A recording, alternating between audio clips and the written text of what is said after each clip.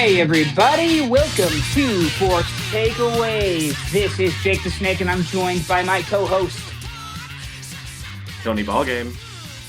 And we're here to talk to you about the goings-on in the sporting world. And maybe a little life, love, and sex advice. Have more of it. That's my advice. Have less. Have a family, have a kid, and then you won't be burdened with silly little things like sex and staying in shape and yearning and desiring and wanting. Every day is just in service of your family, and then you die. And the big. Don't forget the big guy upstairs. And the big guy upstairs, yeah. You'll have a kid, and then you'll watch all the games recorded, and you'll have to text your friends, "Hey guys, sorry, I'm going to ignore the chat because I'm watching on a delay." Watching at 1:30 a.m. when you finally get some alone time. Yeah, there are times where I would take like an hour and a half break in the middle of the game, and then like everyone goes to bed, and I'll like go back and like watch it and like fast forward through a bunch of like boring drives. I still haven't.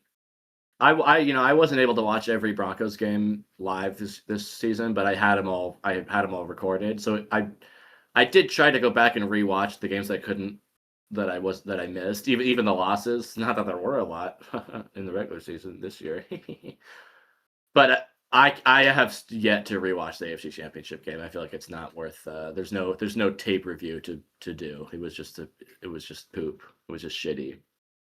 There's nothing to learn from it. I don't need to see that again. The Super Bowl or the AFC game? The AFC Championship game. I tried to rewatch the Super Bowl and I got like halfway through the second quarter and I was like, what am I doing? This sucks. Because like, I didn't pay that close of attention to the first half. You know, I had friends over for my birthday and we were hanging out and like I was making pizzas and we were talking. Yeah. And having a good time. And like, it was honestly just background noise, which is like, I think that like a really appropriate way to describe Super Bowl 60, background noise. And the last time it was in Santa Clara, it was also that boring. So I think it's just like, the Broncos Super Bowl was pretty boring. We can't have it in Levi Stadium because it's going to be a boring game. But there was a great halftime show. It was Coldplay, but Beyonce stole the show. She's such a diva. How are my divas doing? Diva down. Are we still doing diva? Are we saying divas, or is it like mother now? I mean, they're different. They're different contexts for diva and mother. You can't just use them interchangeably. I don't know that. Not all divas are mothers, but all. And not all mothers are divas either. It's hard. Some mothers are very kind and understanding and don't exude diva behavior, but they're just mothers. But I thought diva behavior is celebrated because it's like it represents like confidence and self-love. We're holding space for divas on today's episode. Mm-hmm. This is a safe space for divas. Divas, come forward. I love country songs that are like this ain't your safe space, and it's like, oh man, yeah, you really got me, buddy. This ain't your safe space, but if you don't properly mourn Charlie Kirk, I'm coming for your ass. Yeah, I mean, you better like hide and protect yourself because I will kill you. I'm a millionaire. I live in a gated community, so I'm safe. I literally have a safe space. I am from an affluent suburb of St. Louis, and I LARP as a guy who rides a lawnmower. So please, yeah, but I like to drink beer. Okay, that's what I used to like to drink beer, and then I got called an alcoholic. I like to drink beer, just like I love drinking beer and barbecuing, just like you fucking hogs, right? Don't all you little fucking piggies love that? Yeah, I like that. Yeah, you like that shit? I pay people to do it for me. Idiot. I would never do. I don't know how to do that. I'll never learn. I'm an artist. I'm more sensitive than all you fuckers. I cheat on my wife when I'm on the road, and we have an understanding. Yeah, we have an understanding. She doesn't ask about it, and I pretend like it doesn't happen. and that's understood. I would never cheat on my wife. Even if I had the opportunity, like I was rich, or you don't have to be rich to cheat on your wife, but you know what I mean. Like if it was thrown in my face, I'd politely say no, thank you. Yeah, I'd be And no uncomfortable. offense, but I'd freak out. nobody's as attractive as my wife. So I'm sorry. I can't do this. So put that thing away. It's stinking up the joint. I got to get out of here and call my wife and see how her day was. Oh, wait. I already know because I've called her 3 times just to check in. I've sent her 3 Instagram reels since I do woke that. up. Well, so my wife doesn't look at Instagram really that much anymore. So I have to like screenshot memes and then text them to her. Because if I just send her reels, she won't see them. And then I just send her the Instagram link to her text because she rarely opens Instagram on her own anymore. Right. Which like I think is cool and healthy and good. But anyway, NFL Combine's going on this week. Yeah, my thing with NFL Combine is that I don't really care about the guys running around and jumping and doing bench presses all that much. Unless my team has a top 5 pick that I will like lock into the Combine. But the Broncos don't get top 5 picks very much because they're good. And what's more interesting to me about the Combine is how all the movers and shakers and all the the GMs and the agents and everybody are all in one place together. And it's where the deal space comes to fruition. I refer to Indianapolis as the deal space. It's where so many seeds of the deals are planted during the Combine. And we things are going to be breaking news in March. Yes, yeah. These aren't things we're going to be really. They're not. These aren't things that are going to be like announced and talked about while the actual Combine is going on. We won't hear about these things until weeks, possibly months later. But so yeah, it doesn't matter. There is one thing I want to mention, and Ohio State linebacker Avril Reese. He's a top prospect in the draft. He's going to be a top 5 pick. He's very good. He's making a point to say to the media every chance he gets that he is an outside linebacker / edge. He wants to go to a team that's going to use him as a pass rusher. One, because that's where his talent is. Like you're going to waste his productivity putting him at off-ball backer, and he's not going to make as much money at off-ball backer. So he wants to just get ahead of the bullshit and not waste the early years of his career like a Hassan Reddick. Oh. So I don't know. I think it's kind of cool for him to like take control of the narrative and be like, "Hey, I'm an edge rusher. I'm an outside linebacker. Don't put me at that off-ball shit." All right. Is this common for players to publicly say they are doing another position and that they don't want to play a certain position? I mean, I can't remember a draft pick like this. Yeah. This touted who is going to go this high having to do that because you see big names like Abdul Carter didn't have to do that because people just kind of assumed like people knew he's just going to be an edge rusher. We're going to rush the passer with this guy. What was this guy's position in college primarily? He was a linebacker, but like he was a majority of the time a pass rusher. That's what he's at his best. But he's like an athletic freak, so he would play off ball like in the run game a lot. And the Ohio State's defense this year was absolutely loaded, so he probably could have played. He could have played end on another school. Absolutely, yes, and like. He probably could have been an All-American just playing off-ball linebacker. That's how good like the D-line was. But I don't know. That's like the most interesting thing about the Combine yet. But it's also like last year was so exciting because we had flashy prospects, right? Like we had intrigue and excitement. This is just kind of like this is one of those drafts where people are like, it's boring because there's only one quarterback, but there are going to be like 10 Hall of Famers in the first 3 rounds or some shit. Like it's going to end up being like. There's going to be like a Hall of Fame offensive lineman in like the first and second round. It's going to be a draft like that, where some like generational players that were a little bit overlooked at the less sexy positions. There's not a lot at the less sexy positions. Yeah, there's not a lot of fantasy positions being lauded right now. It's like quarterback is it's like a 1-man quarterback class with Fernando Mendoza. There's some interesting receivers. There's some good running backs. But there's a lot of defensive secondary talent. There's a lot of defensive tackle. It's heavy on the defensive tackle, and there are a lot of good guards and interior linemen. It's a really deep tight end draft too. So yeah, the less sexy position. Tight end's a very important position. But do you remember 5 to 10 years ago when people were tight end is the new it position in the NFL, and then that kind of fizzled out. It was mostly because of the Patriots having Gronkowski and Hernandez at the same time. Yeah, Hernandez and Gronk, and then Jimmy Graham was the leading receiver in the league for catches and touchdowns and shit for a couple years in a row, and you saw guys like Kittle emerge and Kelsey emerge. Yeah, there has been an insane amount of growth in that space because we're having better athletes in the game that play tight end. But it's not as I don't know. I feel the hype for the position has died down a little bit. It's cute they made their little holiday though, as if they're not a very celebrated position. Get over yourselves.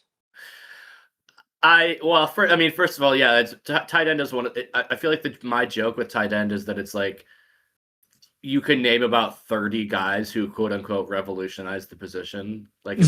Everybody and any guy who catches 50 balls a year is revolutionizes the position. And that's what most of the discourse around that discussion around tight ends of the future was around their pass catching abilities and their ability to put up box score numbers in the offense that weren't just blocks and tackles or whatever. But they don't get tackles unless there's an interception. But you know what I mean? Yep. But I do actually think that there is a wave going on of using tight ends more often, but it's not necessarily with catching passes and touchdowns and stuff. Mm-hmm. Because of the rise of the 12 and 13 personnel looks that many teams are running, where they're having 2 or 3 tight ends on the field at the same time, blocking. Not blocking tight ends are it's kind of a problem in the league right now. It seems to be where the position is going. Is it's you're pretty much going to be an athletic lineman who maybe catches a pass or 2 every once in a while. Yeah, every team needs a field stretching vertical threat tight end, but you also need at least one really good blocking tight end because of the Shanahan and the McVay offenses. A lot of 12 and 13 personnel, a lot of outside zone action, the resurgence of the run game where it's okay, now you have you have these great pass catching tight ends that really don't do shit in the run game. They're terrible blockers and they miss assignments.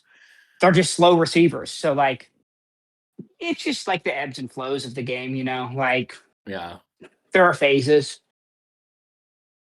But I don't know, man. Combine's boring this year, which is a good thing.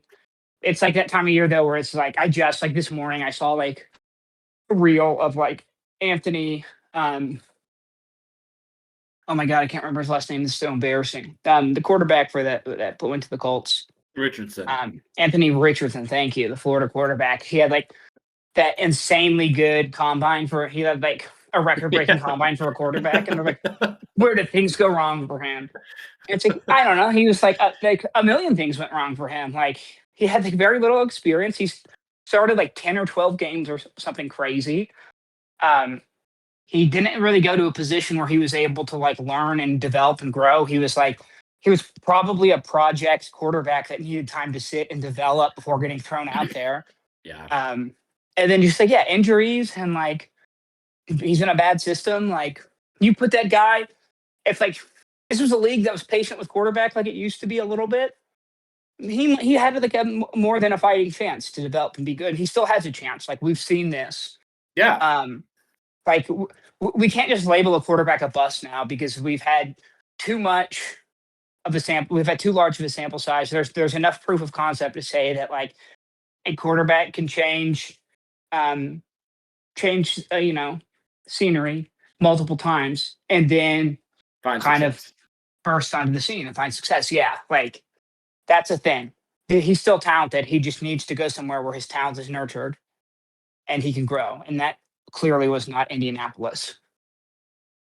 It's just a wrong situation. Not to mention that the reason he missed all this time this year is because of some exercise equipment malfunction and snapped back into his face. That's just a totally freak accident that you can't account to anything except just a freaking I don't know active if I fully time. believe it either. Like, I don't know if I fully There's believe video that of it. story.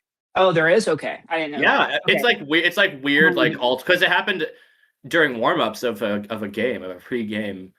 So it was on the field, and there's like a weird like all 22 angle of it, and it looks pretty bad. I mean, at least Yeah, that at least sucks. maybe I'm like misremembering that, but I do believe there's footage of it. It did really He, happen. yeah, he broke an orbital bone, so like, yeah, that's a bad injury. That's like something you get in a car crash. Like that's crazy. Yeah, or like you get punched in the face, you get assaulted like outside of a bar. That's like the injury you get. Yeah, that's It's just like scary shit. maybe he should. I mean, if I was like his like homie or something, or his friend, or in his group chat with him, I'd be like, hey man, you should look at this as like an opportunity that you were able to sort of like reassess, and like, you know, during your rehab you can, he was still, I'm sure he was still like going to meetings and learning about the offense and blah blah blah. So like this was his, and then they, you know, signed Daniel Jones, and he didn't have to even worry about it, probably, if he was healthy. So But you that was that was his chance to sit back and learn and whatever. But it's like, now what? remember how angry people were when they're like, "Yeah, we're starting Daniel Jones," and people were like, Steichen's done. Like, this is incompetent. Like, or is he that bad?" And like, people had all this shit to say about the decision making in Indianapolis, and then you have this Jones Renaissance, which was unfairly taken from us because he tears his Achilles, and like he didn't have that fall off. Yeah, things were starting to bounce back out, but he didn't have that statistical fall off. Like No. we didn't get to see him implode and like plateau. So like that's an interesting situation for the Colts to be in too, because like I don't know. I think they re-sign him, but like, what's the contract look like? Is it going to look like is he going to get the same Darnold 3 years, 30 million, or is he going to want a little more? Right? Like with the way that the market is constantly shifting, and the way that you want to like lock up a like pretty productive quarterback, and like I don't know, man. They were the best team in the league for a little more than half the season before things started to fall apart there. Um, so like a bird in the hand in the NFL is like an axiom you want to follow. So we'll see. I don't know, but like he's not going to be ready for the beginning of the season. Like they have some serious decisions to make. Yeah, not to Yeah, mention also weighing on them is what's Alec Pierce is considered one of the premier free agents in the league right yeah, now, and he had a great season last year. and they've already said they're not going to With tag Daniel Jones. It's 47 million. It's the quarterback tag. That's where the market's at right now. Do you think the franchise tag is gonna get done away with pretty soon? No, because I think the owners will never move off of Fight that for because it. it's Yeah. their because owners can lock out. A lockout doesn't hurt the owners; it only hurts the players. Because the owners are going to stay rich and players should stop getting paid, and they have these lifestyles they have to maintain. So like the lockout always only hurts the players. That hasn't happened in quite a while. No, it was like 2010, right? There was like a slight like pseudo lockout, and then there was that. You remember like they agreed on a CBA, and then there was that one day of like delayed free agency where all those big names got signed really quick. It was the year like the Eagles built the quote unquote dream team with Namdi Asamoah. It was terrible. A little. I do remember there being rumblings of a lockout, or like the CBA negotiations getting kind of tense, but games were never canceled. There was never like replacement player type of shit you saw in the 80s. No, I think they missed like some OTAs, but that was it. Yeah. But yeah, that's all the football stuff I really got. NBA All-Star Weekend was whack. I liked the round robin tournament thing though. That was kind of cool. I actually wanted to, but real quick, could we do the Bears stadium updates? Absolutely. As a last, this is technically football related, but there's no the Indiana Bears, the Hammond Bears. There's just been the past couple of weeks. There's been some back and forth between Illinois and the Bears. Basically, the Bears want to basically like dictate the stakes and the status of their like property tax situation, and Illinois is not willing to do that. Not willing to let them decide whatever they want to fucking do. They will like write their own laws or whatever, and they are not willing to give up as much taxpayer money to fund a new stadium because they're still paying off their Soldier Field renovations from 2003. Oof. So it's kind of like your friend that owes you money coming back and being like a week later and being like, man, I need another $100, man, come on, or else I'm gonna go to this other guy. Or you better give me $100, or I'm gonna go to this other fucking shittier, dumber, like fatter guy and ask him for money. And then the first guy's like, okay, fucking do that then.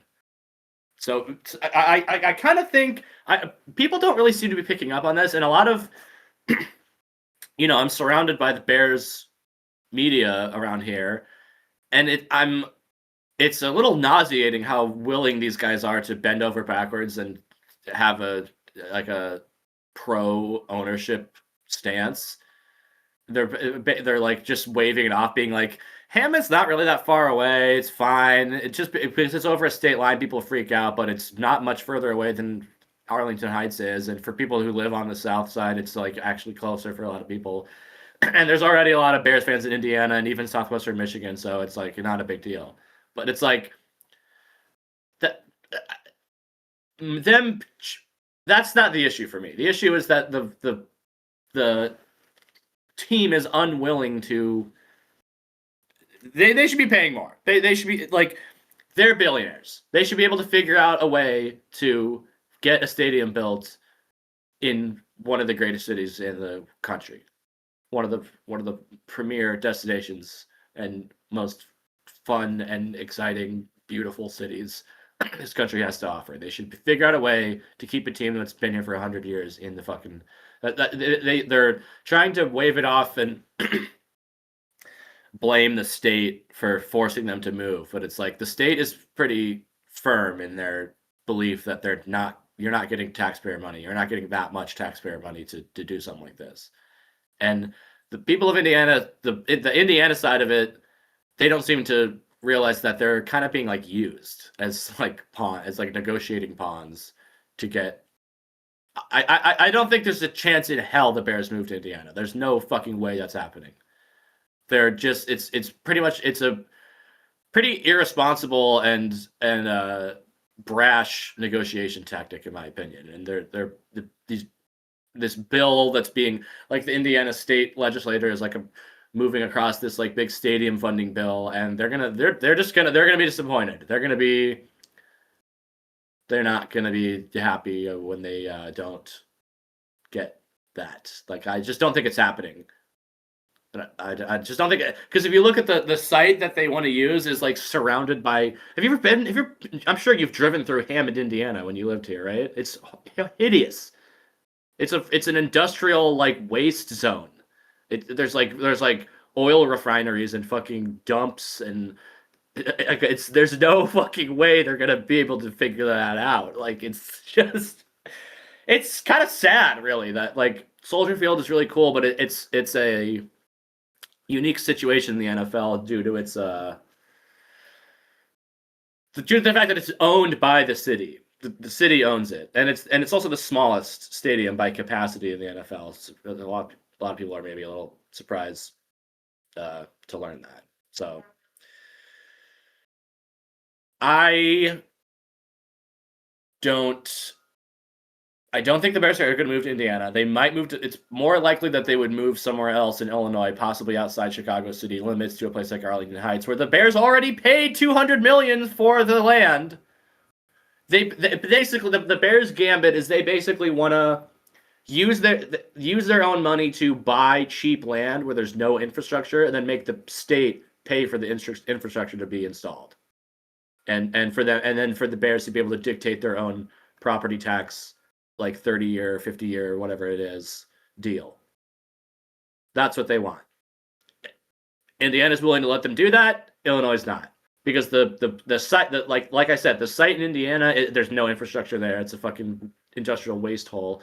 The Arlington Heights site that they already paid money to buy the land also does not have any infrastructure, and they want the city of Arlington Heights and the state of Illinois to pay for most of it, and to allow the Bears to dictate the terms. So that's the long and short of that. Could they move to Northwest Indiana and then another team just become the Chicago Bears and play in Soldier Field? Like, could there be another professional football team in Chicago if they want to leave? That's been discussed before. I remember when the Arlington Heights stuff was first happening. Mm-hmm. There were some rumors that the Jaguars owner, Shad Khan, who went to like Northwestern or something, or he went to Illinois or something. He has some connection to Chicago. That in the event of the Bears moving, that he would move the Jaguars to Soldier Field. Because so I guess technically they wouldn't. If that were to Would they happen, be the Chicago Jaguars? I guess I don't know. I don't. When you say could another team move there and become the Chicago Bears? No, I think if the Bears wherever the Bears move, they'll still be known as the Bears probably, and they'll probably keep the Chicago name even if they move to Arlington Heights or Hammond. That's so shitty and gross. Like, yeah, and if you look, that's the Soldier site Field is rocks. the site is surrounded by fucking like oil refineries and like it looks like a prehistoric like sludge heap. Yeah, and no offense, but Indiana's a fucking dump. Like, there are some like nice cities like that are like Fort Wayne. I've been to Fort Wayne and Indianapolis, and like Indianapolis surprised me. I liked it. So did Fort Wayne, but just driving through there, it's one of the worst states in the nation. Like, I'd rather be driving through Kansas. It's pretty ugly, even and like not that Illinois is necessarily like a cradle of natural beauty itself, but Indiana's pretty ugly. Oh yeah, big time. Awful. Very industrial, especially Northwest Indiana is particularly like industrial and I feel like Northwest Indiana is what people think like Detroit is or Cleveland is. Yeah. What's it called technically Northwest Indiana? Gary. Yes. Yeah. Yeah, Gary is like the scariest town I've driven through. Gary has some cute parts. Like near the water, there's some little cutish areas of Gary, but yeah, it's pretty rough around there. A lot of just abandoned shit in Gary. Yeah. It's not even that it's like dangerous or that there's scary, like criminals running around. It's like just No, it's people just just spooky. left. Yeah. It's sad. It's not like scary, like, oh, I'm worried about gangs and black people. It's like, yeah, this is just haunting because it's like there was once life here and now it's long gone. Yeah. But yeah, fuck that. Fuck the Bears for doing that. Like the weird, like um the emotional leverage they're trying to like put on the fan base too. It's like, hey, we'll leave and it's the city's fault. And but it's like, no, it's like you just don't pay your bills. Yeah, it's like you're billionaires. Figure out a way to get a stadium built. You're fucking billionaires. You should figure out a way to maintain Chicago. I hate that like this is like a microcosm of our society at large where it's like there's a thing that's working just fine and people enjoy it. But then like a small group of people aren't making enough money and they're pissed off about it. And local politicians are trying to hold them accountable. And then now they're like acting like the victims and be like, oh, well, we're going to have to go to Indiana and like, you're going to lose us. And then people are up in arms about it. And they're like, no, fuck you. Figure this out. You're not leaving.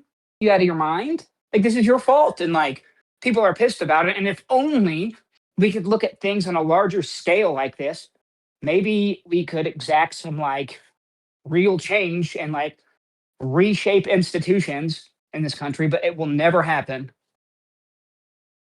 Yeah, they're still paying off the renovations from 2003, which is why the state is particularly not willing to budge on stuff like this because it's like, you guys, we already let you do this once. And it was fucking 30 years ago and you still haven't paid it off. So Yeah. It's almost 30 years ago. It's over 25 years ago. and it's no longer the McCaskies, is it, or is it? It's still the McCaskies, yeah. Okay. It's still the McCaskies. Virginia has moved on to the kingdom of heaven. Yeah, she's dead now. Now her fail sons are in charge of it. Oh, great. Yeah. Good. Basically, Guys, I've only known life as rich people. Perfect.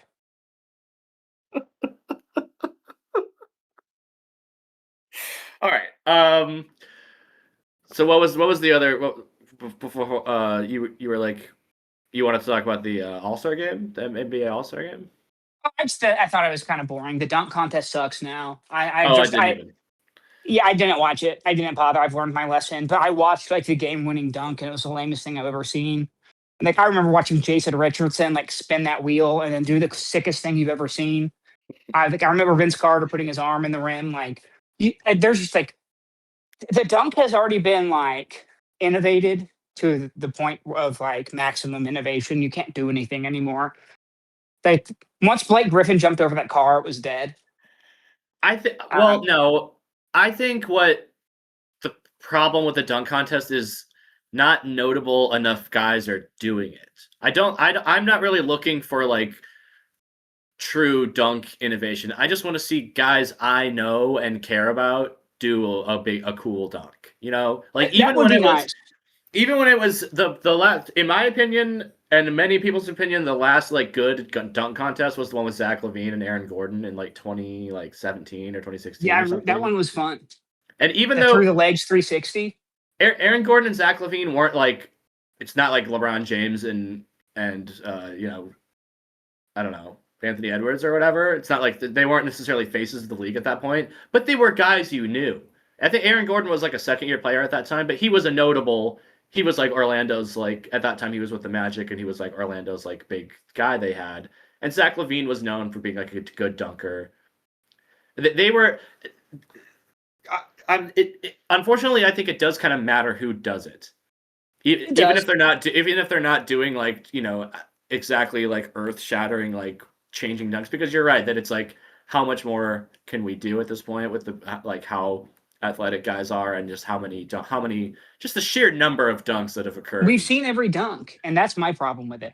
Like I'm fine with seeing like an old hat style dunk if it is done by like, you know, someone from my favorite team or from a team that I know, that a guy who I like recognize and like, care about. Like Anthony Edwards jumping from the free throw line would be sick, but like how many times like that was like the thing, right? It's like the Jordan thing from like the free throw line, and like first time it was done, it was like that's crazy, but now that happens every year, and it's always like the winning dunk, and so it's just the same shit over and over and over again, and you can't just keep like digging up this corpse and like doing a Weekend at Bernie's thing with it. It's boring. And I also understand it's not for me anymore. I'm a 35-year-old dad. So like that's also, I'm part of the problem expecting it to be this thing that's for me. It's for kids to see dunks. Change my life, yeah. Right? Yeah, it's to get kids interested in the game, like how it works for me. And like this is like an infantilism thing. This is like a comfort thing for me. But I don't know, man. Just do some cool shit. And like, get bigger names in it. And like everyone blames LeBron for not doing it. And like I think that's stupid. Like I think that's like kind of the league. Like that's like when Major League Baseball got mad at Mike Trout for not growing the game enough. When it's like, well, you do, like he's in like every baseball commercial. Like you don't do a good job of like, promoting your own sport. It is not this individual's fault for not like being. He's not a marketer. He's not an advertiser. It's not his job.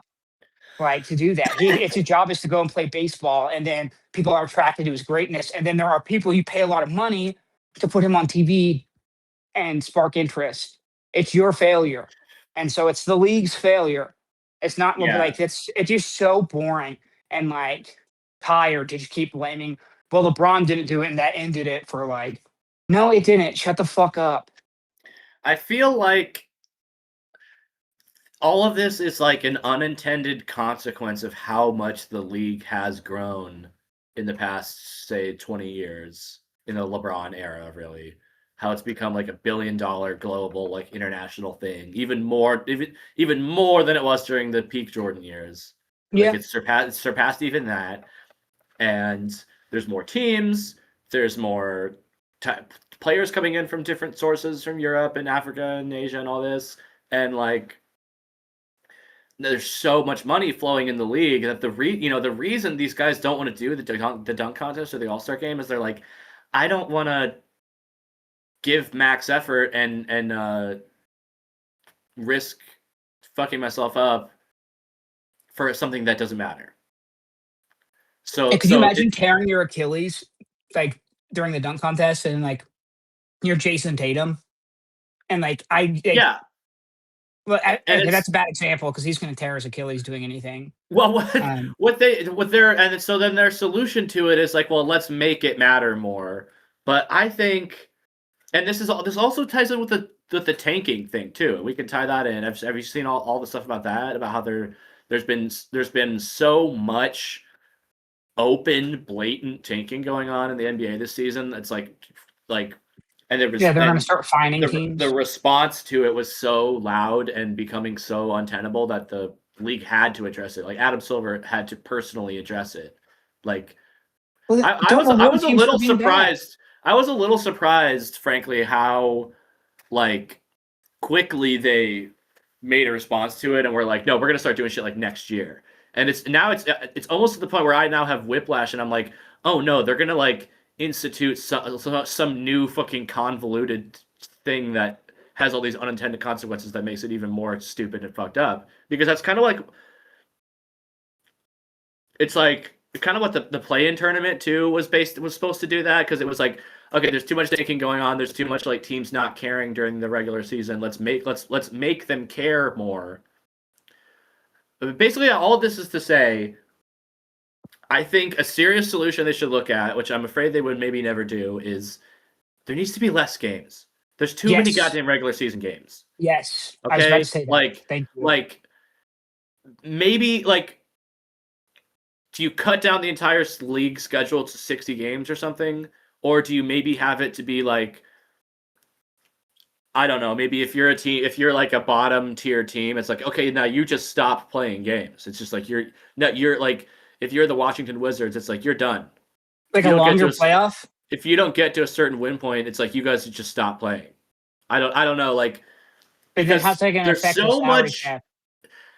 There's so much to this. There's so many layers to this because it's like there's so much money wrapped up in these players' contracts are so big and there's so much revenue being generated by the league and profit being made by owners and sponsorship deals and all this stuff. Nobody wants to when there's this much money involved, you kind of understand why people don't want to risk unnecessary things because back in the day, in the 2000s and the 90s and the 80s, there wasn't as much money involved, so they were like, yeah, I'll fuck around and play hard in this game, or I'll not when free agency comes, I'll just stay with my team because I'm just vibing or hanging out. Not that they were like poor, not that it was like they had to have second jobs or stuff, but it's just the amount of money tied up in it makes it so precarious. I don't know. Like this is the problem you run into with a profit-driven enterprise is that nobody wants to risk their fucking their bottom line, their profits. That's what it's all about. That's what this is all fucking always about. Yep. And I don't know. I have proposed there. I mean, it's crazy to see how like the season is going on. Like there's games happening, and so many NBA podcasts are now dedicating entire segments to new draft proposals. Like they're talking about abolishing the draft. They're talking about having like a thing they call like the wheel or something, where it's like your draft position is just predetermined in that's kind of fun. A yearly format where it's just like, okay, in 2031, the fucking Knicks have the number 1 overall pick. Okay, that's just no matter what the standings are, the Knicks are getting it. Next year it's the Pacers. Next year it's the Magic. It's just a cycle thing. Or it's just crazy the amount of mental gymnastics the NBA intelligentsia is willing to do, and playing less games or having more breaks seems to not factor into anyone's solutions whatsoever. And it's that's profit. That's the profit margin. That's the profit motive for you. What are you gonna do? Just shut up and be grateful. That's what else are we gonna do? Yeah, I don't know. I guess we should talk about the hockey team. Yeah, that's what I was gonna say next too. Yeah, that's whole Team USA gold, hanging out with pedophile protectors. Oh yeah, Kash Patel could barely even chug that beer. It was really funny. He's such a dork. He's such a fucking pussy, dude. Sick little pig. He can't even chug a fucking beer. I've been on the bench for a while now, but I guarantee you I can go to that locker room and chug a beer faster than that little fucking twerp. Like, I don't know. And it's just so gross. Also, like, that's clearly not the big issue here. Like, why isn't he doing his job? Like, I've never Yeah, seen something. seriously. I've never known who the director of the FBI was before. And now I have to see this little fucking cunt, like, sorry for saying the C word. I would never say it about a woman. Um, but like, God, I just fucking hate him so much. And he's such a gross little slimy freak. I just want to I can't say what I want to say. He's Um, a bug-eyed little fucking creep who is mhm. who is. I mean, I thought he was working day and night to protect the pedophile class, but he is taking a little break to go to Milano and have a couple Have a couple cold brewskis with ones the boys. With with the these, with the champs. And well, it it's makes sense. it's like that should have been such a cool moment for just me and all fans of hockey to finally get over the hump of beating Canada in a gold medal game. Like it surely is a historic, unbelievable thing. Connor held Absolutely the ruined. goalie, Ruined. just the hockey of it. That was probably, and I'm not the only one who thinks this. Like many analysts are saying this, and I agree with it. That was like the most intense, like high level, fast paced hockey game I've ever seen in my fucking life. Like I was getting like heart palpitations during that game. Like I was getting I was getting like my stomach felt my stomach was churning, like I was getting goosebumps. It was crazy, dude. Like that was an incredible display of athleticism by everyone involved. The thing about that's about Team USA is that their team building, their roster building for this Olympics was kind of criticized because they kind of went for like gritty vibes guys rather over like Yep. statistical leaders sort of, and it And was kind of poo-pooed, and it worked. it fucking paid off. And Yeah. Canada was like, but like by like a fair margin far better team on paper, with the exception of goaltending. And that's what I was telling anyone who would listen, is that Canada has a fucking way better team, but Team USA's goalie is a better. Connor Hellebuck is a better goalie than Jordan Binnington. Binnington is solid, but Hellebuck has the power, can absolutely steal a game. They call it getting goalied. Like when you have a really good game but you lose, they put up like 40 something shots on net, and he was amazing. Like the save he had on Devon Taves was the greatest save in the history of American hockey. Like that should be what we're talking about. But instead, these fucking assholes had to like Tage. They've let Kash Patel party with them in the locker room and go live on Instagram with the director of the FBI, which is like the most bootlicking, like pathetic Yeah. shit I've ever seen in my life. And then most of the team, not all of them. I'm proud to say that Colorado Avalanche member Brock Nelson did not attend the State Who of the else didn't Union. go? Whoever didn't go, I'll get one of their t-shirts because fuck that. Get a Brock They Nelson deserve to be t-shirt. celebrated. Okay.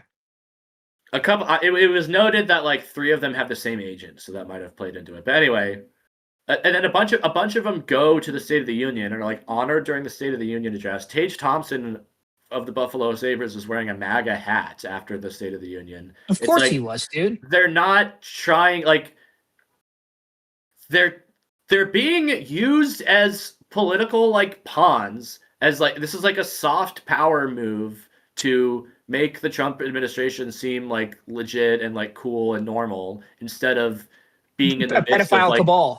yeah, instead of being like pedophile protectors and being the only The pedophiles thing themselves, man. standing between like the pedophile 1% class and the rest of everyone of humanity. Like these people that are Yeah. trying to hijack our very fucking humanity in front of our eyes.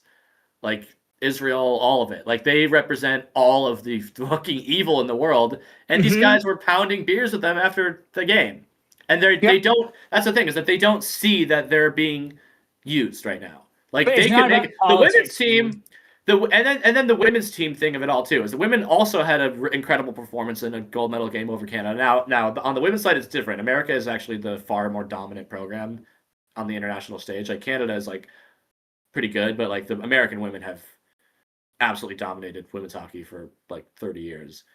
So that's not as much of like a big upset, but it was still a huge achievement in an overtime game against. I wouldn't mind a couple of them dominating me. Hey-o, I'm just kidding. I love my wife. Jesus Christ. But put me in the penalty box.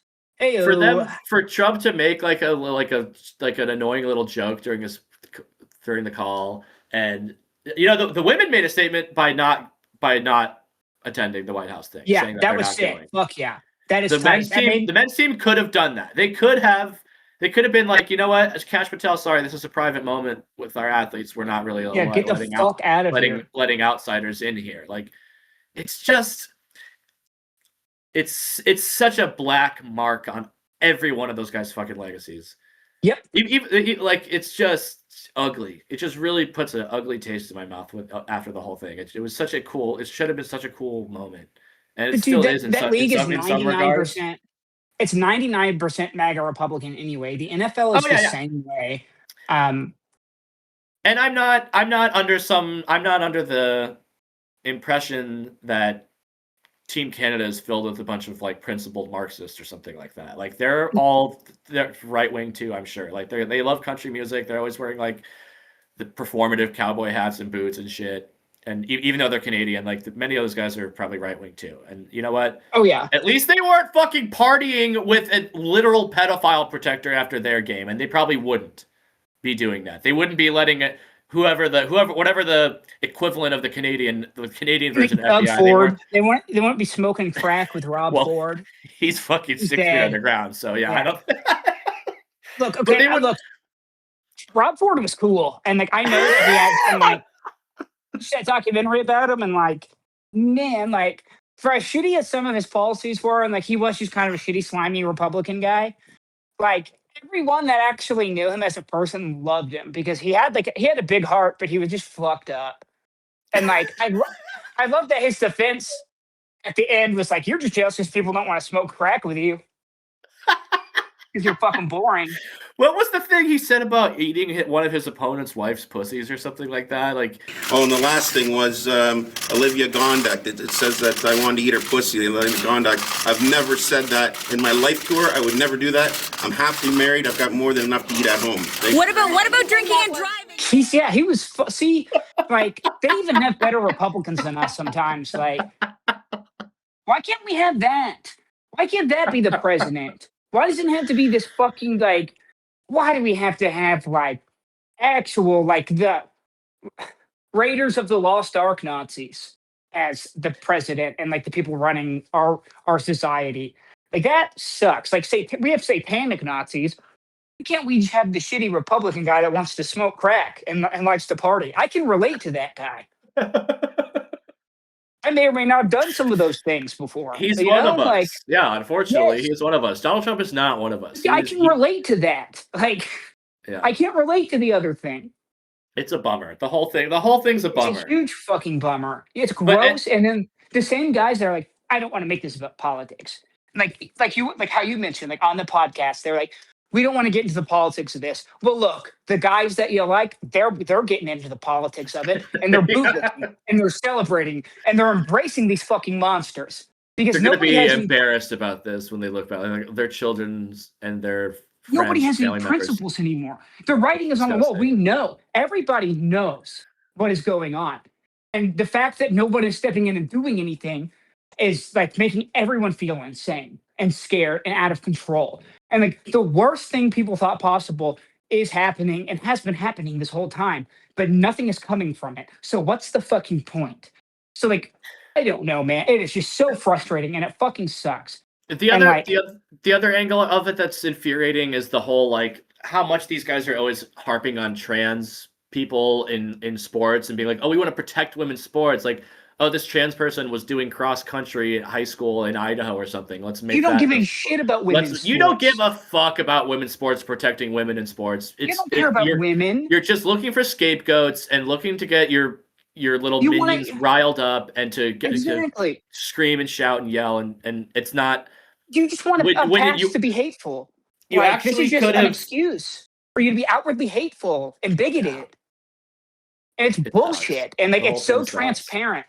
Yeah, you don't give a fucking shit about women's sports, you idiot. I wanted Canada to win so fucking bad. I wanted to shut these guys up so bad. But and they honestly, just to get back to the on ice hockey of it, Canada made a lot of mistakes in that game. They outplayed America for 98% of that game, but they had some real chances to bury this one, including every Colorado Avalanche member that was on Team Canada had a moment that that's going to haunt them for the rest of their life. Devon Taves, that save that I referenced, Yeah. the stick save by Connor Hellebuck late in the game, that was Devon Taves taking that shot. That's going to be all he sees when he closes his eyes for the next 100 years. Nathan McKinnon had a wide open shot at the side of the net late in the game and whiffed it and hit the side and just completely boofed it. And that was gut wrenching to see. Cale Makar, and then the other controversy is that the format of the tournament, the overtime, it's 3-on-3 hockey. Instead of just 5-on-5, which is what they do in the NHL during the regular season. During the regular season, when games go to overtime, it goes to 3-on-3 hockey for 5, 7 minutes, 10 minutes, I don't know, whatever. And then if it doesn't, it goes to a shootout. In the playoffs, it's overtime is 5-on-5 and there's no shootouts. It's just 5-on-5 periods until someone scores. And then when I was watching this tournament, I wasn't super clear on the rules. And in the preliminary group play games, when they went to overtime, it was 3-on-3, and I was like, oh, okay. Surely in the elimination games and the medal games, it won't be that, but it was. And I think that kind of sucks. I think that's kind of gimmicky. Literally the only reason they do that in the NHL is because of TV production, because they want the games to end faster. That's literally the only reason they fucking do that. Okay? Is to make the TV product more palatable to primarily American audiences. The Olympics don't have that issue. Everyone's tuning in to the gold medal game. When it's USA Canada, you're not worried about eyeballs. You're not worried about people being like, "Oh, this is boring." When it's overtime, "Oh, this is too boring. I'm changing the channel." That's not a fucking issue in the Olympics in the gold medal game. I think I know it's kind of loser talk to bitch about the format after you lose, but it should be 5-on-5. 3-on-3 is a gimmicky. It sucks. It's stupid, but the fact is, when the teams know the rules, it's not like it snuck up on them and then no one knew what was happening. Everyone was clear that it was 3-on-3, so they should have prepared better for it. They had the three best players on earth, arguably, Team Canada had on the ice in that overtime period when the USA scored or won. On the ice was Connor McDavid, Nathan McKinnon, and Cale Makar. Three of the premier players of the sport on planet Earth. And all three of them individually, play by play, made huge mistakes that led to the game-winning goal. And that was the point of the Team USA's roster building, is that we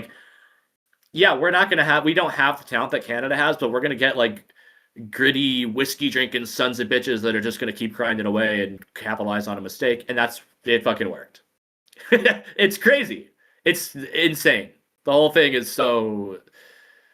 I'm going to be thinking about it for years, and I can't wait for the next time that there's a tournament like this. So they're talking. They did the Four Nations tournament for the All-Star format of the NHL last year. They're not going to do it this year, I don't think, but next year I think they will, or the year after that again. They're good. They have to bring that back. I have to see a resolution to this, and the geopolitical implications of it, not just with the Trump being a pedophile piece of shit, but the fact that he wants to annex Canada and make it the 51st state, and the many voices out of Washington have echoed this and think it's going to happen and want to colonize Canada, basically. It's one of the most outrageous world affecting bigger than sports stories we've had in years. It's crazy. But is it funny? It makes the stakes on ice so high. It's funny in some ways, I guess. You gotta laugh. You gotta laugh, folks. At some point, you gotta laugh. Oh God, please don't. You're so good at it. I'm sorry. No, it's okay. It's okay. I hate it. Yeah, it's gross. It sucks. But hey, we'll Fucking be thing talking about the sucks. NHL. I'm gonna try to be the NHL guy with you. After the season gets back, they take a break for the Olympics, right? Yeah, but they're back tonight. Tonight is the big Okay. thing Hell that is yeah. back. Um, Gonna be some tensions because there's a lot of teams that have both Team USA and Team Canada players on the same team, including the Avs. They have Brock Nelson on Team USA, and then Nathan McKinnon, Cale Makar, and Devon Toews for Team Canada. All well, you share a gotta put it locker room. behind you. Yeah, You gotta put it behind you, man, because you gotta go win a cup. Winning a cup is more important than winning a gold medal. that's the Um, only silver, ironic word choice there. The only silver lining to this is that I believe it will light a white hot fire under Nathan McKinnon. The fact that he not only that Team Canada lost to their arch rivals, who are a bunch of pedophile fucking fascists. worshippers. But That's not even like bootlickers. They're worshippers. They worship the pedophiles. They want them to be pedophiles. They don't like tacitly endorse it. They're like fully like chugging beers with them and partying. Yeah, with they them, think it's cool and good. taking That's pictures all. with them. That's all I take away from it is that they think that like murdering and fucking children is good and cool, It's and they like want to have beers cool with and those fun, guys. yeah. And we think that's good and support that, yeah. Because what their that's my behavior is showing only. us they feel that way.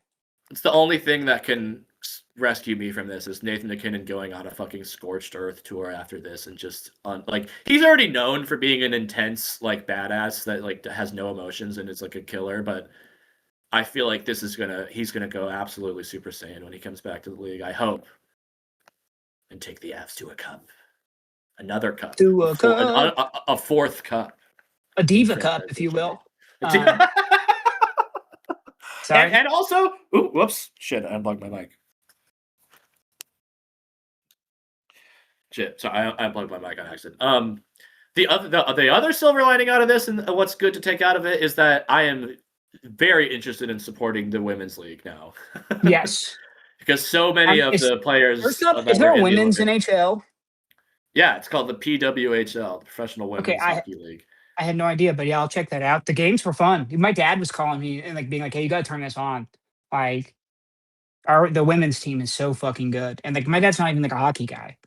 But he's 75 now, so he just like he enjoys whatever because he knows, he's coming in on his last quarter turn. You know what I'm saying? He's about to hit his final straight away here, so he's just enjoying the ride. And I hope I'm like that when I'm his age.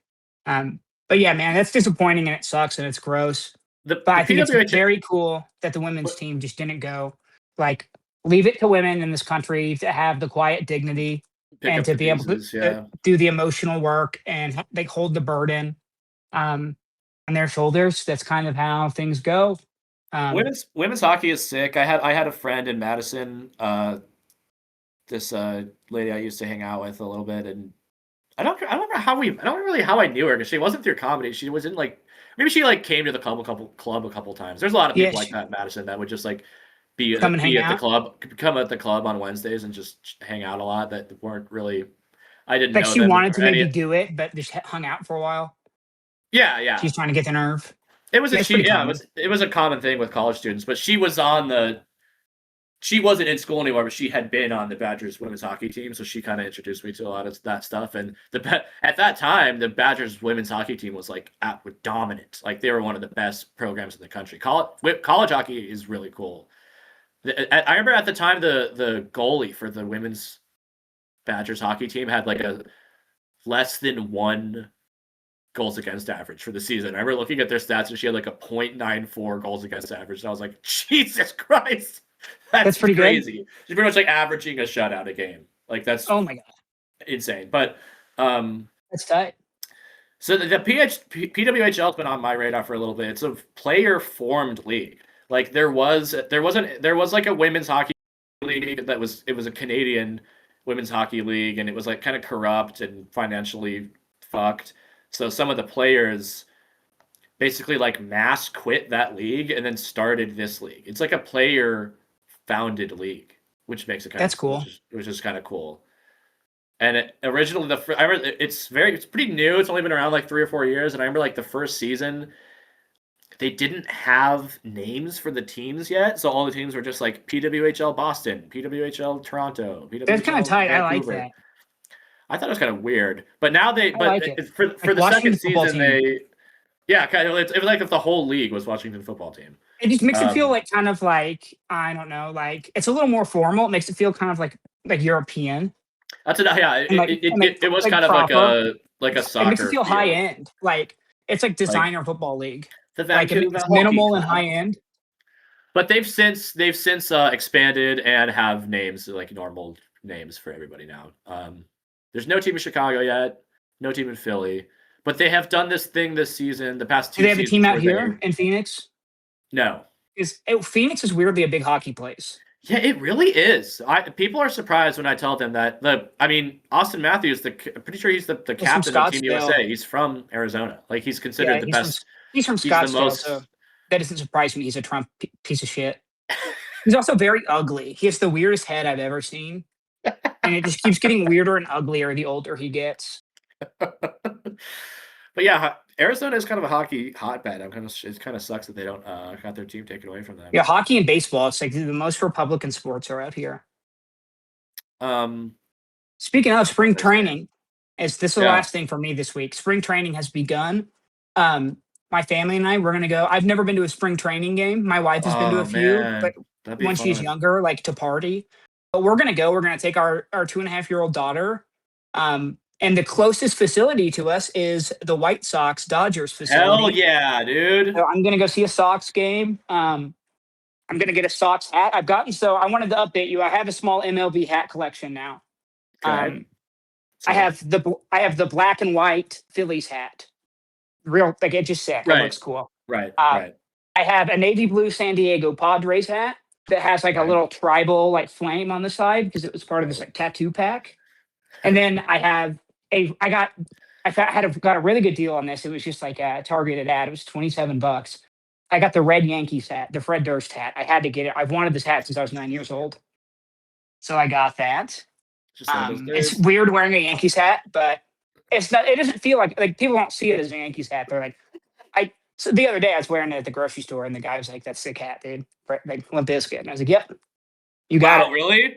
Well, I had a corn shirt on, and so Oh. and I was wearing that hat, and like this guy was our age too, and like Oh yeah. Oh yeah. seemed like a metal guy, like an alternative guy. I was gonna say, he looked like a former hipster, like an aging alt guy like us? Oh yeah, oh yes, absolutely, you know it. And I was there with like my kid, who's named Lemmy, like it's just we're a rock and roll family, baby. I'm love the country. And I got the Fear of God Tigers hat just because I wanted like the orange Fear of God logo. Uh-huh. And like, I don't know, I wanted like a nice piece of designer like clothes. Like I'm getting into streetwear. I'm getting into clothes. And I'm gonna do something with the clothes thing. Like I'm gonna do like a small kind of a lookbook thing, like a how-to for like other work from home dads. Like you can still whip up a sick outfit on a budget. It's my service to other men.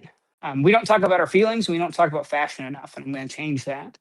Well, But yeah, and then I got a Kith 76ers hat. That was only like $45. that's not baseball though. It's not. So I want to get a Sox hat because Yeah. I've told my story about, I grew up a Cubs fan. I got to see them win the World Series, and that was the peak of my Cubs fandom. But then I watched the Ricketts slowly suck all of the humanity and character out of the neighborhood and the team. They completely commercialized everything about it, and it turned me off. So I've kind of been a baseball team free agent. I bounced around. I'm thinking I'm going to go Phillies this year, but I'm going to wait until opening day. I always have a connection to Chicago. I consider that my home. My family's going to move back there in a few years, and we're going to live there until we die. So I will get the Sox hat as like a little connection to my home, but I don't have a team. And well, first of all, I want to tell you that I don't think you should feel a lot of pressure to like pick a team, at least this season. Like you can just I want a team. I want one. I've always had one. Well, that's good. That's good. If you want, you should do it. You should do what you want in that regard. And secondly, the spring training exclusive hats this year are really cool, and the White Sox one especially is very. It is very sick. It's the White Sox logo is already like just fucking awesome. I think it's the best looking MLB hat. that says "shy" on it in black. I want that. I want that hat. But I like if they don't have that hat, I'm just gonna get the standard on field. I don't want to get the spring training hat. I don't think. I want to get just like the black on field hat because that's the hardest fucking logo in sports, and it's the sickest hat in the MLB. Yeah. That was The one of old the English first. Sox. It's so hard. I haven't really like truly adopted a lot of the Chicago teams like as my own, but the Sox were kind of the first one I embraced, and a big part of it was the hat and how cool it looks. The Like hat is so to sick, me, and it like just it was evocative of like Eazy-E and like yeah, 90s like it's hip hop videos 90s that I hip used hop to culture. watch and Yeah, being like, this looks so cool. it's so cool, and like taking the like countless times I've taken the red line to 55th and Sox and gone to I'm gonna call it the cell. I'm not gonna call it Comiskey because it was US Cellular to me when I was a kid. Right. Yeah, I think that's an awesome ballpark. It's just such a fun cookie cutter generic ballpark. It's cheap as fuck. Yeah. Um, The food's good. The food's really good. yeah, I've always had good times. Like there are some times I would go to Cubs games. It's not such a good time because you get Brad and Chad and Brittany and Mackenzie from Naperville And Trixie, like getting yeah. drunk and making TikToks and like that. I sound so old. I almost said boomerangs because that's what the thing was when I was going to like. I'd go to like a Cubs game a week. I live so close. Um, but like I don't know, man. We need a team. So this is something I want to talk about leading up into the season, especially on our show. I'm leaning Phillies because lifelong Eagles fan. Yeah, stick with Phil, the it's so natural, right? And they have some cool hats. But also I'm open to it. My buddy Brett was trying to get me to be a Mariners fan for the last couple of years, and then last year he was selling me really hard on it. I told him if he mailed me the They had a fucking great hat, season last year. I would lock in and be a Mariners fan. But I haven't gotten his hat yet, so I'm not going to hold up my end of a bargain. He's not going to hold up his. Brett, I think he listens too. I love you. I was looking at the Rockies hats. I love the batting. Yeah, I love the batting practice hat with the mountain on it. That's tight. don't- But the you don't CR, the purple CR, the purple bill is. I know, but like, I kind of Just want to as have a- a bad team. All my teams as are a- good. As a fashion choice, the black and purple is pretty cool. Yeah, it's so sick. I almost got a Pirates hat the other day, but they're also very bad. But their hat is very tight. The black and gold with a P. I don't just want to be like a weird. I don't just want to be like Turtle from Entourage with a bunch of different weird hats. I want to have a team. So I will never be a Dodgers guy. Yeah. Although, dude, the black Dodgers hat with the white LA, that's one of the sicker hats. If I gotta be honest, that's Yeah, just a cool hat. The Dodgers, the Yankees, the Dodgers and Yankees are the only ones, in my opinion, that come close to the White Sox as far as like just iconic, always look good. Yeah. No matter, Um, there's so many color schemes and different combinations and styles of all three of those that all look good because of how clean the logo looks for all three of those. the purple and teal, like City Connect, D-backs jerseys are cool, and like Oh yeah, I have a slight affection for the D-backs going back to the 01 World Series because my dad is such a Yankees hater that we watched that whole World Series together. who's your And, like, dad's team? My dad is a Cubs fan, but he hates the Yankees because his Oh. brothers were such.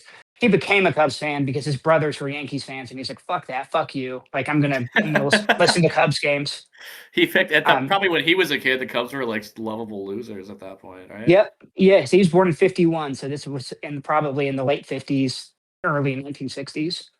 Bill Mazeroski hitting that home run, he still remembers that. Wow. Gosh. To like fuck the to beat the Yankees, and that's like one of the best sports. That he played for the Pirates, but like that was like one of his favorite sports memories.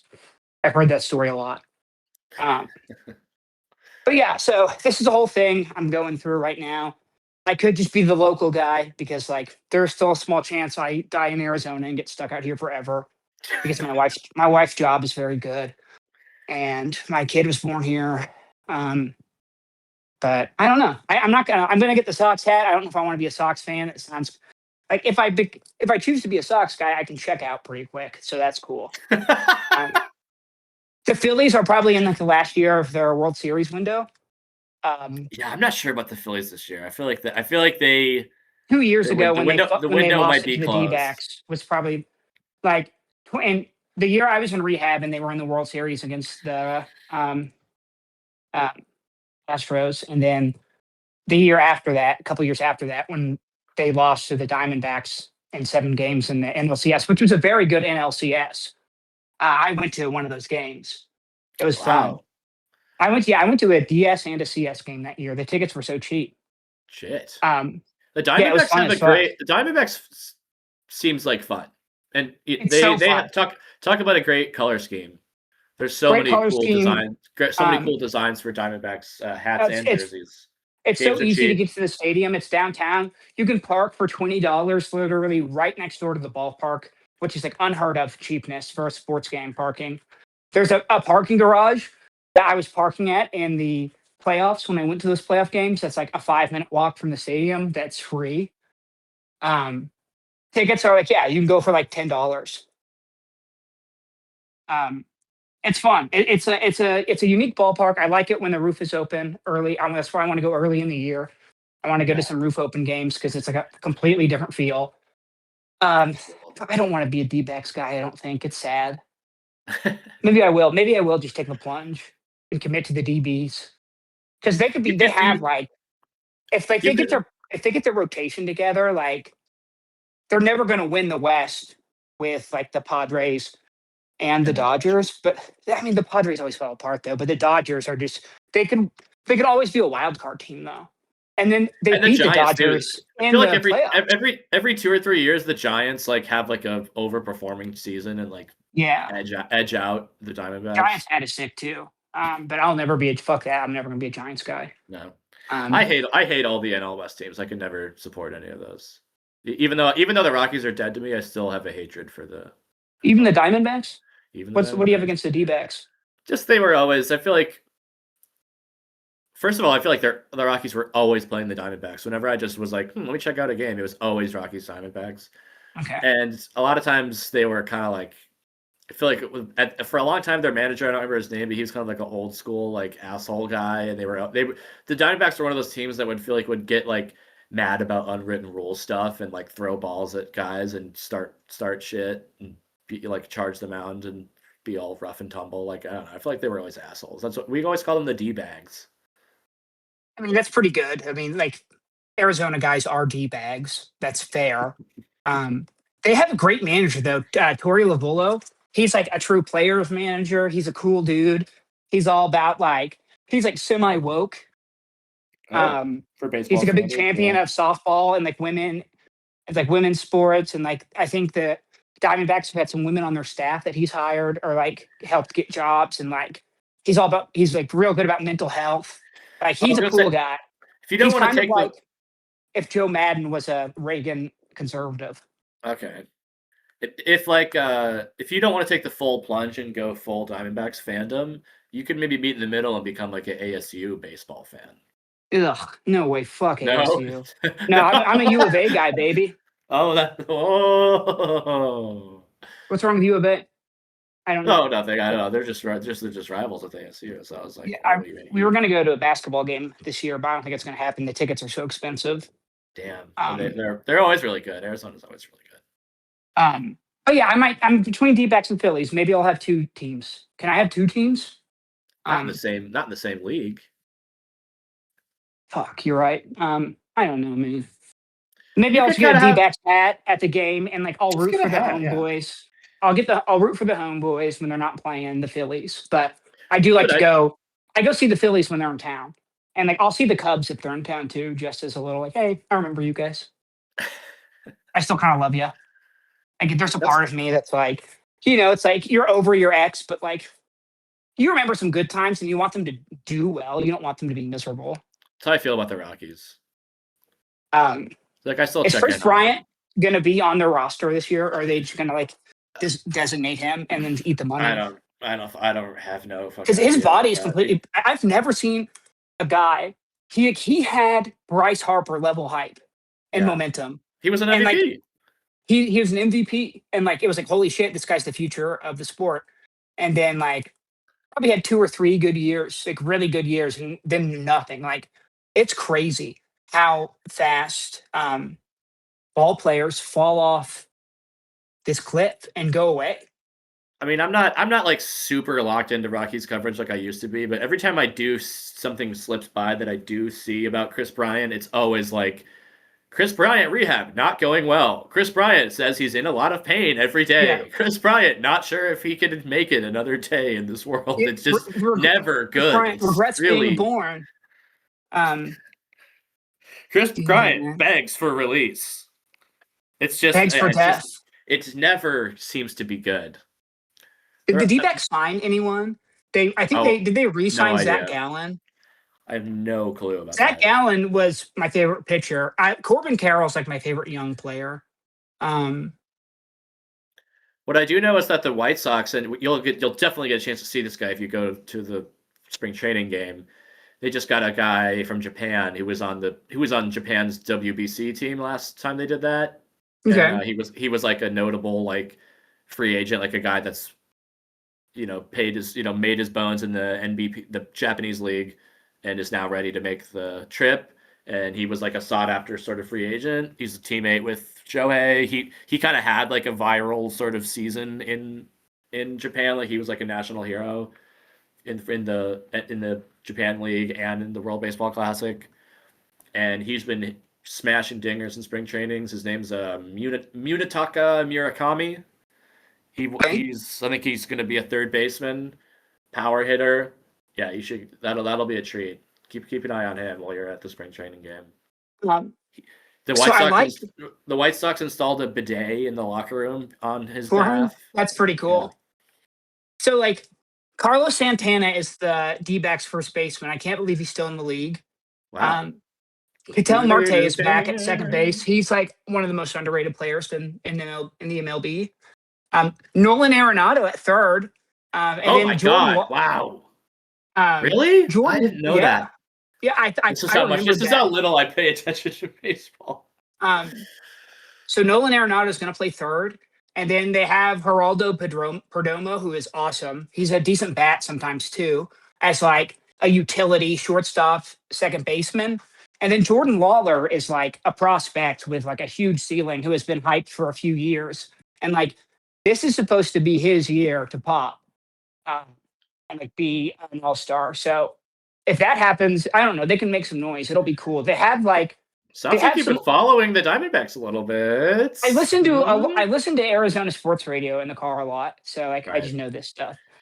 But like I don't know. There's potential. Like they have some like veteran cornerstones that like hey maybe they can still have something in the tank, but they have depth too behind those guys, and they have a pretty good outfield, and they have like one of the best young outfielders in the game, Corbin Carroll, who like is an MVP candidate every year, and like is in like the conversation, like the preseason conversation, like hey, these are our MVP, like these are guys to watch for MVP this year. And I love Corbin Carroll; he's great. I loved Nolan Arenado when he was in Colorado, and he had kind of like awesome. He had kind of like a messy exit, and a lot of Rockies fans and Colorado sports fans in general had like a shitty like attitude towards him. He was kind of an asshole, yeah, right. He got traded, right? The team he was frustrated because the team was so just fucking comically mismanaged that he was like, of course he forced his way out because he was going fucking nowhere with Colorado. He wanted to win, yeah. It sucks. He wanted to win a World Series. He wanted to play in games that mattered, and he was a bit of a hothead. And I never had any animosity towards him, even when it got really bad and during the breakup and when he went to the Cardinals, who I hate.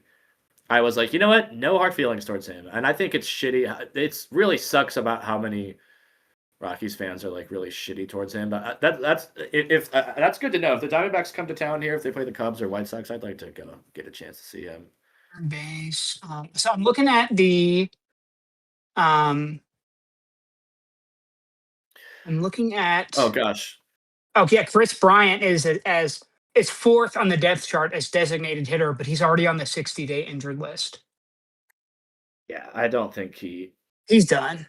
I don't know what you do, what the like story with him is, or what. I recognize Kyle Freeland. He's a good pitcher. Michael Lorenzen, I recognize him because he pitched for the Phillies.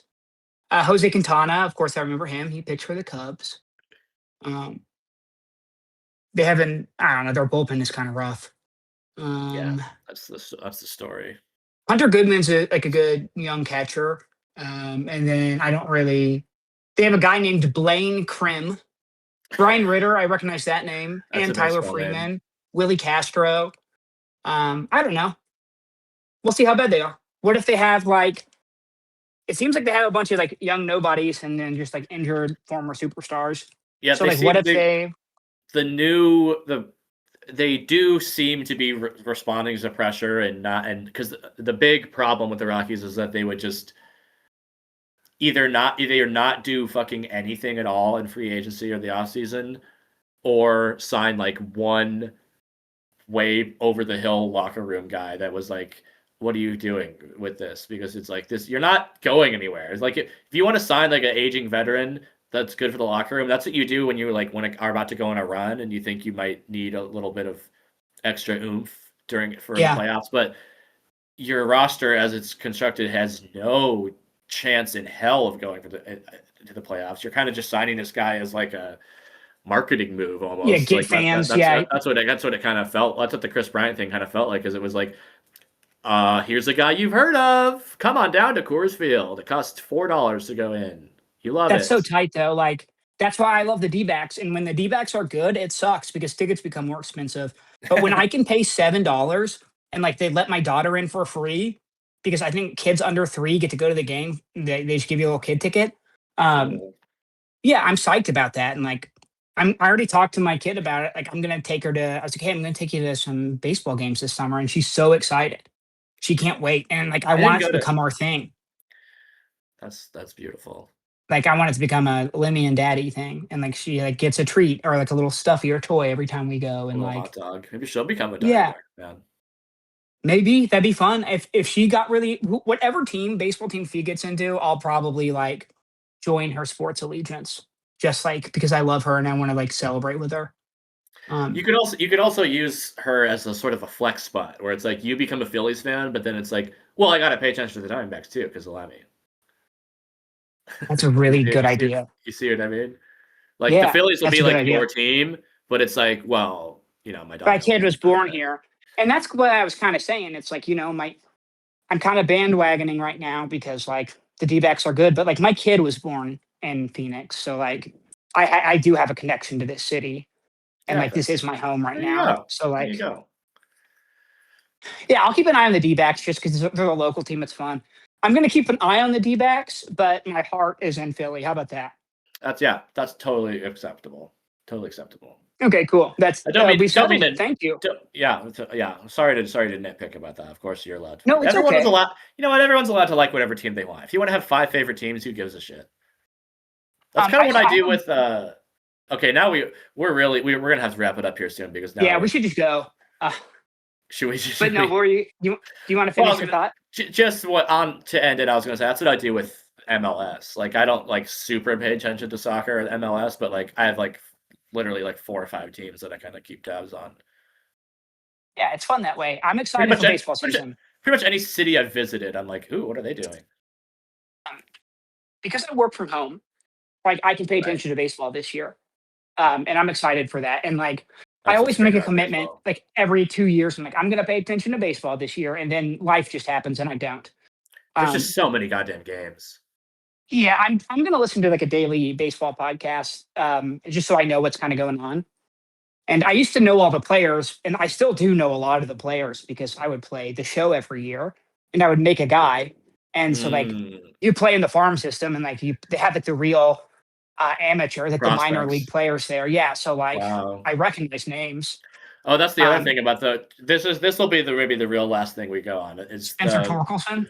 No, well the White Sox have the first overall pick in the draft. Okay. Upcoming, and they're the guy that people seem to be landing on is this kid from UC that's plays for UCLA named Rock Chalowski. Cool. Okay. So that's cool. We maybe got a Polish kid coming home. Love that. To the Sox. I don't remember what position he plays. Sorry. You're not going to see him at spring training. He's still in college. He hasn't been drafted yet, but people are saying he's going to be the number one overall. I can't wait for Bryce Harper in 2 years to just be like completely useless, but has like this huge backloaded contract and he gets traded to the D-backs because that's what happens. Is like when the D-backs aren't relevant, they're kind of like the retirement community team. Like people want to come play in Arizona and live in Arizona because like it's a low income tax state and a low sale tax state. And I think like the property taxes are really good here too. Bryce Harper seems like he'd fit right in Phoenix. I mean, he's from Vegas, so yeah. Like, oh yeah, that's true. That's true. Like Chris Bryant. Chris Bryant's from Vegas. That's also why he's from Vegas. Yeah, he was actually born with his hair jailed back. He was born a metrosexual. He was born with yeah. pocket aces, baby. Oh yes. But yeah, I don't know. Just win. We're gonna be kind of a baseball podcast. And I'm excited to talk about baseball with you because you're a baseball knower. And I used MLB used to be my favorite thing as much as football. Like I used to like the MLB more than the NBA, and all my friends would hate me for that. I don't know. I just like I was a latchkey kid, so summers I'd be home and like no one else would be there, and I would watch afternoon baseball all day. Like that was my entertainment, and like play baseball video games. That's what I like about baseball is that there's always a game on during the day, and I love a day game. Living in a town with two teams, there's usually almost every day there's a game on in the middle of the day, whether it's Cubs or White Sox, and I love just checking into that. Yeah. Hopefully, I can't wait to play hooky at work and go to a ball game this year. Both the White Sox and the Rockies were literally like the two worst teams last year, and there was a period last summer for maybe like 2 or 3 weeks where literally every single day I did a parlay bet for the White Sox and Rockies to lose, and I won about 80% of the time. I would just bet $1, and since they were never favored, so it wasn't ever like great odds, but I just did it every single day. Yeah, it's kind of like it's a volume game. That's pretty smart, actually. I'm gonna try something like that. It was kind of ridiculous. I kind of just like lost interest and kind of forgot about it. But if I would have done it the whole season, I probably could have been betting $1 a day on that. I probably would have been up like $100. We should give gambling. That's the kind of gambling advice we should use. Like absolutely scummy. Like, all right, like long plays. Like, all right, daily parlays. These 3 teams to lose. This guy to strike out or whatever. Like, just negging the league, negging everyone. It's actually kind of smart. It's interesting. It's fun. Because, I mean, it kind of is because that's part of why baseball's kind of in last place for me and I don't pay as much attention to it is because that's like people think NBA has a tanking problem. The MLB has a like not even giving a shit problem. Like there's so many basement dwellers. You can't even make the argument that teams like the Rockies or Pirates or White Sox are trying to quote unquote tank. They're just like existing. They're not there's no strategy of like, well, let's get a good draft pick and let's blah blah blah. Like there's been zero growth or improvement in pretty much 20 years for any of those. Because like the TV contracts pretty much 2/3 of the league. These teams are double dipping because then they own their own broadcast production and they have like their own stream and then they have the TV contract money and it's fucking insane. It should be illegal. They literally are one of the only industries that have a trust exemption dating back to the 19th century. So that's kind of why baseball is such a unique fucking like economic little thing because it's like a bastion of 19th century economics that's like for some reason allowed to continue. As it fucking should be, baby. All right, well, I got nothing else. That's probably where we should end it. A little baseball talk, a little hockey talk, football talk. We love you guys. And we hit all 4 major American sports today, and soccer a little bit there at the end. Yeah, and politics. We should just learn to shut up and dribble. Coming up next on Shut Up and Dribble. All right, folks. Have a great weekend. We love you, and good night. Yeah, have safe sex.